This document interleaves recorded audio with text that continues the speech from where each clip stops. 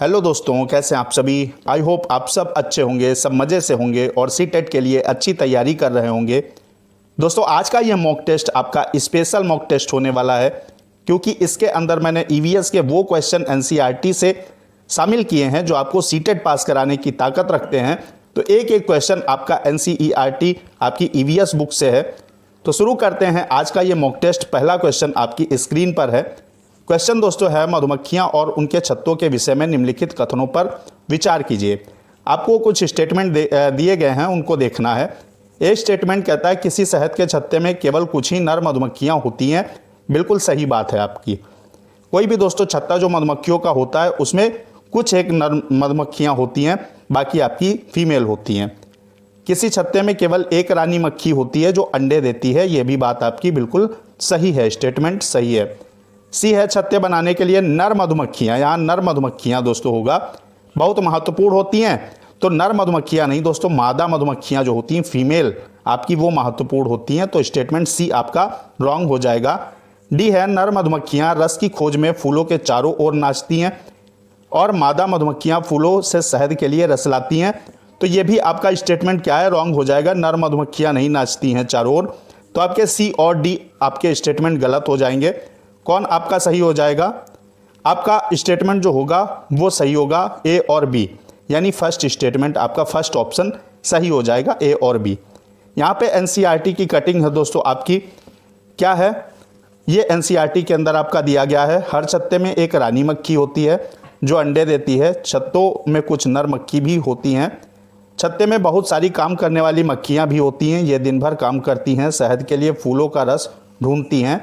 जब किसी मक्खी को रस मिल जाता है तो वह एक तरह का नाच करती हैं और दूसरी मधुमक्खियों को भी पता करती हैं। ठीक है, तो ये आपका एनसीईआरटी की कटिंग है, यहाँ देख लेंगे। अगला क्या है? अगला क्वेश्चन आपका मोस्ट इंपॉर्टेंट क्वेश्चन है। क्वेश्चन क्या है दोस्तों आपका, निम्नलिखित में से उस जानवर को चुनिए जिसके सुनने की संवेदन शक्ति इतनी तीक्ष्ण है, इतनी तेज है कि वह पत्तों के हिलने और घास पर किसी जानवर के चलने में अंतर कर सकता है, यानी डिफरेंस कर सकता है। वो आपका कौन सा जानवर हो जाएगा? कुत्ता, स्लॉथ, बाघ या आपका बिल्ली। अगर दोस्तों स्लॉथ की बात करें तो ये सबसे आलसी जानवर है जो सिर्फ 17 घंटे पेड़ की शाखाओं पर उल्टा लटक के सोता है। तो ये आपका स्लॉथ के बारे में है, ये भी फैक्ट आता है। अगर दोस्तों बात करें आपकी, इसमें राइट जवाब हो जाएगा बाघ, और इससे जुड़ा एनसीईआरटी फैक्ट अभी मैं आपको दिखाने वाला हूँ। बिल्ली दोस्तों 12 घंटे की नींद लेती है, इसके बारे में ये भी जान लीजिए क्योंकि सीटेट के अंदर आपका कई बार पूछा जाता है। बाघ की बात करें दोस्तों तो ये एनसीईआरटी की आपकी कटिंग है। इसमें क्या बाघ के बारे में बताया गया कि बाघ अंधेरे में हमसे 6 गुना बेहतर देख सकता है। यानी दोस्तों बाघ जो है वो मानवों से 6 गुना ज़्यादा बेहतर देख सकता है, ये आपका फैक्ट है। अगला क्या है दोस्तों, ये जो बाघ की मूंछें होती हैं इनमें कंपन होता है। लिखा है आपका एनसीईआरटी ने कि बाघ की मूंछें हवा में हुए कंपन को भांप लेती हैं और उसे शिकार की बिल्कुल सही स्थिति का पता चल जाता है। इससे इन्हें अंधेरे में रास्ता ढूंढने में मदद मिलती है इन मूंछों से दोस्तों। अगला जो एनसीईआरटी लिखता है कि बाघ अपने इलाके में आपका यूरिन अपनी गंध छोड़ते जाते हैं। यह इलाका कई किलोमीटर बड़ा हो सकता है। एक बाघ किसी दूसरे बाघ के यूरिन की गंध को झट से पहचान लेता है, फिर उसके इलाके में घुसता है या नहीं, या तो उस बाघ की मर्जी होती है। अगला जो एनसीईआरटी फैक्ट लिखती है बाघ के बारे में, बाघ मौके के अनुसार अपनी आवाज़ बदलता है। गुस्से में अलग आवाज़ और बाघिन को बुलाना हो तो अलग आवाज़, कभी कराहना हो तो कभी गुर्राना। बाघ का गुर्राना कितने किलोमीटर दूर तक सुना जा सकता है? 3 किलोमीटर दूर तक सुना जा सकता है। अगला ये फैक्ट आपका एनसीईआरटी लिखती है कि बाघ हवा के पत्तों के हिलने और शिकार के झाड़ियों में हिलने से हुई आवाज़ में अंतर भांप लेता है, जो कि क्वेश्चन आपका है। बाघ के दोनों कान बाहर की आवाज़ इकट्ठा करने के लिए अलग अलग दिशाओं में बहुत ज़्यादा घूम भी जाते हैं। अच्छा, ये तो आपका हो गया बाघ के बारे में बात। अगर दोस्तों हम बात करें सांप के बारे में, तो सांप आपके 4 प्रकार के जो हैं वो भारत में जहरीली प्रजातियां पाई जाती हैं। वो हैं आपकी कोबरा, अफाई, दुबैया और करेत। ठीक है, सांप जो है धरती पर यानी पृथ्वी पर हुए कंपन को सबसे जल्दी भांप लेने वाला कौन सा जानवर है? वो सांप है, क्योंकि सांप के कान नहीं होते हैं। तो जब सपेरा बीन बजाता है तो वो जो भूमि पर कंपन होता है उसको सबसे जल्दी, सबसे फास्ट दोस्तों भांप लेता है। ये आपके सांप की क्वालिटी होती है। अगला क्या है? अगला क्वेश्चन है, ये आपका मोस्ट इंपॉर्टेंट सीटेट के अंदर पूछा गया। हमारे देश के राष्ट्रपति रहे हैं, उनके द्वारा जो 5वीं की ईवीएस है 5th की, उसमें दिए जो उन्होंने चैप्टर लिखा है उसका टाइटल यानी शीर्षक क्या है? बूंद बूंद दरिया दरिया, या आपका बी ऑप्शन, सी या आपका डी। तो दोस्तों राष्ट्रपति रहे हैं डॉक्टर जाकिर हुसैन। तो जाकिर हुसैन साहब ने एक चैप्टर लिखा है, उसी से ठंडा उसी से गर्म। इसमें दोस्तों एक लड़के की कहानी है जिसमें वो क्या अपना जंगल में जाता है और लकड़ियां काटने, तो उसके हाथ ठिठुरते हैं तो मुंह से अपने हाथों को गर्म करता है। तो इस बारे में उन्होंने लिखा है, तो आपका सी ऑप्शन सही हो जाएगा। अगला क्वेश्चन आपका है, ये आपको मैच करना है, निम्नलिखित का मिलान कीजिए। जिम कार्बेट, काजीरंगा, रणथंभौर और आपका गिर, इधर आपके स्टेट दिए गए हैं। जिम कार्बेट कहाँ है? आपका उत्तराखंड में है, सेकंड के साथ मैच होगा। काजीरंगा की बात करें दोस्तों, एक सींग वाले गेंडे के लिए फेमस है, ये आपका असम के अंदर होगा, एक के साथ दूसरा बी वाला फर्स्ट के साथ होगा। रणथंभौर आपका राजस्थान के अंदर है, यानी 4th के साथ जाएगा। गिर आपका सौराष्ट्र यानी आपका गुजरात में है, तो यहाँ पे आपका 3rd के साथ जाएगा। तो आपका 2nd, 1st, 4th और आपका 3rd के साथ कौन सा ऑप्शन आपका सही हो जाएगा? 2nd, 1st, 4th और 3rd, 2nd ऑप्शन आपका सही हो जाएगा। ऐसे क्वेश्चन भी आपके सीटेट में खूब पूछे जाते हैं। एक दोस्तों आपका क्वेश्चन है, पढ़िएगा, एनसीईआरटी का है। मैं पतला सा हूँ पर छोटा हूँ, भूरा भी हूँ और काला भी हूँ, गर्म घी और तेल में मैं खुशबू फैलाता हूँ, दही और जलजीरा में भून कर डाला जाता हूँ, ये पहेली है आपकी, सोचो मैं कौन हूँ। तो इस पहेली में उल्लेखित मसाले की आपको पहचान करना है। तो यहाँ तक आप समझ गए होंगे कि भाई यहाँ देखिए कि आपका दिया है, गर्म घी और तेल में मैं खुशबू फैलाता हूँ, दही और जलजीरे में भून कर डाला जाता हूँ। तो दोस्तों ये कौन सा मसाला हो जाएगा? हल्दी तो है नहीं आपका, लौंग नहीं, दालचीनी नहीं, यहाँ आपका जीरा हो जाएगा। बी ऑप्शन करेक्ट हो जाएगा। चैनल को सब्सक्राइब करके दोस्तों बेल आइकन प्रेस कर दीजिएगा, वीडियो को भी लाइक कर दीजिएगा, क्योंकि आपको अच्छे से अच्छा कंटेंट प्रोवाइड करवाना हमारा काम है, ताकि आप 120+ के साथ सीटेट का स्कोर करें। अगला क्वेश्चन इसी सीरीज में लेंगे। आरती ने एक पोस्टर पर बीमारी के प्रचार से संबंधित निम्नलिखित सावधानियों पर ध्यान दिया।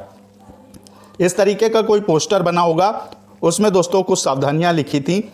ए सावधानी लिखी थी कि अपने आसपास पानी ना इकट्ठा होने दें। बी लिखी थी कि पानी के बर्तन, कूलर, टंकियों को साफ रखें। सी जो लिखा था वो लिखा था अगर पानी किसी जगह पर इकट्ठा हो गया हो तो तेल का छिड़काव करें। डी अपने आप को बचाने के लिए मच्छरदानी या नेट का उपयोग करें। डी आपका ये लिखा है। अब बताइए प्रचार का उद्देश्य किस बारे में जागरूकता पैदा करने का है? तो इसमें किस लिए दोस्तों प्रचार किया जा रहा है? अब देखिए, चेचक और मलेरिया। चेचक आपका तो मच्छर से होता नहीं, ये आपके जो प्रचार है ये मच्छर से रिलेटेड है, आपका मॉस्किटो से। तो यहाँ डेंगू और आई फ्लू, डेंगू तो मच्छर से होता है लेकिन आई फ्लू नहीं होता है। टाइफाइड, हैजा, ये आपका मच्छर से संबंधित नहीं है। यहाँ दोस्तों आपका डेंगू और जापानी इंसेफ्लाइटिस जो होगा ये राइट जवाब हो जाएगा, ये मच्छर के कारण होने वाले रोग हैं। तो 4th ऑप्शन सही हो जाएगा। अब यहाँ पे एनसीईआरटी की एक कटिंग है दोस्तों। मलेरिया की दवाई जो होती है वो बहुत पुराने समय से सिनकोना पेड़ की छाल से बनाई जाती है। पहले लोग छाल को उबाल कर और छान कर इस्तेमाल करते थे, लेकिन अब छाल से दवाई बनाते हैं। कुनैन नाम की दवाई बनाई जाती है आपके सिनकोना की छाल से। तो ये भी फैक्ट आपको याद रखना है।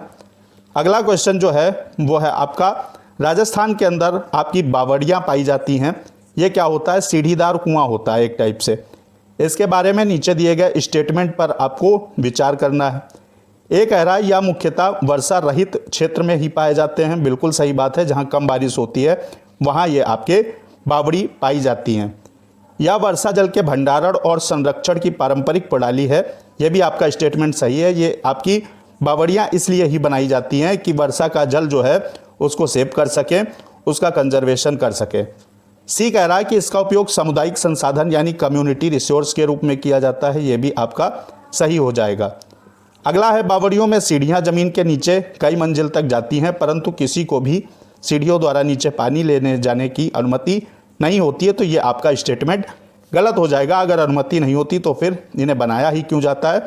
तो आपका डी ऑप्शन जो होगा वो गलत हो जाएगा। बाकी आपके ए बी सी सही हो जाएंगे। यहाँ देखेंगे 4th ऑप्शन आपका सही है। अगला लेंगे दोस्तों, इसमें एनसीईआरटी की एक कटिंग है आपकी क्या है लिखा है कि तुमने एनसीईआरटी लिखता है क्या तुमने कभी बावड़ी देखी है। इस चित्र को देखकर क्या तुम अंदाज़ा लगा पा रहे हो कि सीढ़ियाँ ये आपकी बावड़ी है। ठीक है, इसमें सीढ़ियाँ ज़मीन के नीचे कई मंजिल तक गई हैं। पानी ऊपर से खींचने की बजाय लोग खुद इन सीढ़ियों के माध्यम से उतर के पानी लेने आते हैं। ठीक है, तो ये आपका एनसीईआरटी बात करता है। अगला क्वेश्चन है दोस्तों, यदि हम पक्षियों का अवलोकन करते हैं तो हम पाते हैं कि अधिकांश पक्षी अपनी गर्दन हिलाते हैं। इसकी वजह क्या हो सकती है। इसकी दोस्तों वजह क्या हो सकती है। क्या उनके कान ढके होते हैं, उड़ सकते हैं इसके लिए, तो ये आपकी वजह नहीं है। पक्षियों की 2 आंखें होती हैं, ये भी वजह नहीं है। वे एक बार में 2 अलग अलग वस्तुओं पर ध्यान केंद्रित कर सकते हैं, ये भी आपकी कोई वजह नहीं है। डी ऑप्शन आपका सही हो जाएगा। अधिकांश पक्षियों की आंखें जो होती हैं पुतली घूम नहीं सकती, स्थिर होती है, इसलिए वो कई बार चीज़ों को देखने के लिए बार बार अपना सिर घुमाते हैं। तो डी ऑप्शन आपका सही हो जाएगा। इसमें देखिए एनसीईआरटी कहती है कि जिन जानवरों के कान बाहर दिखाई देते हैं उनके शरीर पर बाल होते हैं, वे आपके बच्चे देते हैं। ठीक है, और जिन जानवरों के कान बाहर नहीं दिखाई देते हैं और उनके शरीर पर बाल नहीं होते हैं, वे अंडे देते हैं। इस फैक्ट को भी याद रखिएगा, सीटेट के अंदर पूछा जाता है। अगला क्वेश्चन जो है वो क्या है दोस्तों, प्यारा सा क्वेश्चन है। निम्नलिखित में भारत में पाया जाने वाला कौन सा सांप जहरीला नहीं है। अफाई, नाग, करैत, अजगर। तो इसमें दोस्तों आपका अफाई, नाग, करैत और दुबैया 4 प्रजाति मैंने पहले ही बताई हैं कि ये भारत में सर्वाधिक जहरीली प्रजाति हैं। अजगर दोस्तों इसमें आपका ये जहरीला नहीं है, तो डी ऑप्शन आपका सही हो जाएगा। अगला क्वेश्चन है कि जल संग्रहण एवं संरक्षण में योगदान के लिए 2015 में किसने स्टॉकहोम जल पुरस्कार जीता था।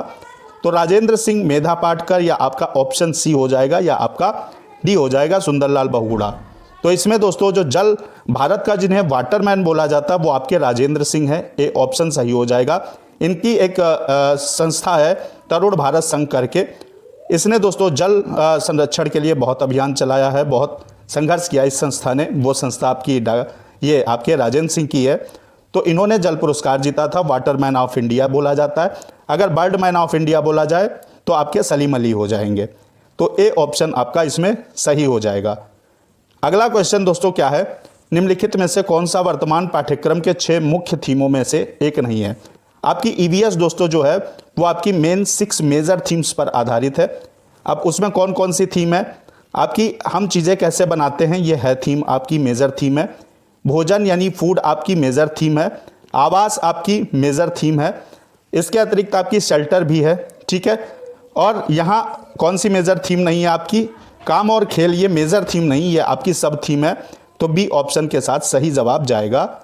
अगला क्वेश्चन लेंगे। क्वेश्चन है अगला दोस्तों, निम्नलिखित में से कौन सा जीव घोंसला बनाता है।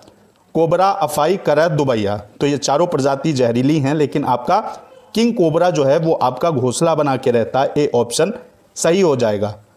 अगला क्वेश्चन है, सीएनजी का जो मुख्य कंपोनेंट है, घटक है, वो क्या है। प्रोपेन, एथेन, ब्यूटेन या मेथेन। तो सीएनजी का जो मुख्य संघटक होगा, कंपोनेंट होगा, वो आपका मेथेन होगा। डी ऑप्शन सही हो जाएगा। मेथेन यानी CH4 होगा। डी ऑप्शन करेक्ट है। अगला अगर क्वेश्चन की दोस्तों बात करें तो गोभी का जनक देश कौन सा माना जाता है। तो याद कर लीजिएगा कि मिर्च जो होती है, मिर्च का जनक देश यानी मिर्च किस देश से भारत आई, तो दक्षिण अमेरिका में, साउथ अमेरिका में एक देश पड़ता है आपका चिली। तो साउथ अमेरिका से आपकी क्या आई, मिर्च आई। चिली मीन्स भी आपका मिर्च होता है। यहाँ देखिए अगर बात करें हम वर्ल्ड मैप की तो कुछ इस तरीके से आपका साउथ, यहाँ पे आपका साउथ अमेरिका ये मैप है और यहाँ आपका चिली देश पड़ता है, पतला पतला आप मैप में देखेंगे। तो चिली दोस्तों साउथ अमेरिका में है, इसलिए चिली साउथ अमेरिका से आई, और गोभी आपकी यूरोप से आई है। यहाँ पे आपका बी ऑप्शन सही हो जाएगा। अगला क्वेश्चन जो है, अगला क्वेश्चन क्या कह रहा है कि निम्नलिखित में से कौन सा एक जो ग्रुप है, समूह है, एक ही प्रकार की खाने की सामग्री से बना है। यहाँ ए, बी, सी और डी ऑप्शन देखना है। तो यहाँ चपाती, दाल और सलाद ये एक आइटम से तो बने नहीं है। अचार, इडली, हलवा ये भी आपका गलत हो जाएगा। हलवा, बिरयानी, चपाती आपका आटे से बनती है, और हलवा किससे बनता है, यहाँ बिरयानी आपकी चावल से बनती है। तो ये भी आपका बी ऑप्शन गलत हो जाएगा। ए ऑप्शन सही हो जाएगा। तो आज के इस वीडियो में 15 इंपॉर्टेंट क्वेश्चंस किए हैं। अब अपना स्कोर बताइएगा कि आपने कितना स्कोर किया, कितने क्वेश्चन सही किए हैं कमेंट बॉक्स में बताइएगा। अगले मॉक टेस्ट के अंदर फिर से मिलेंगे इंपॉर्टेंट एनसीईआरटी आपके क्वेश्चंस के साथ जो सीटेट के लिए इंपॉर्टेंट होंगे। तब तक के लिए पढ़ते रहिए। जय हिंद, वंदे मातरम।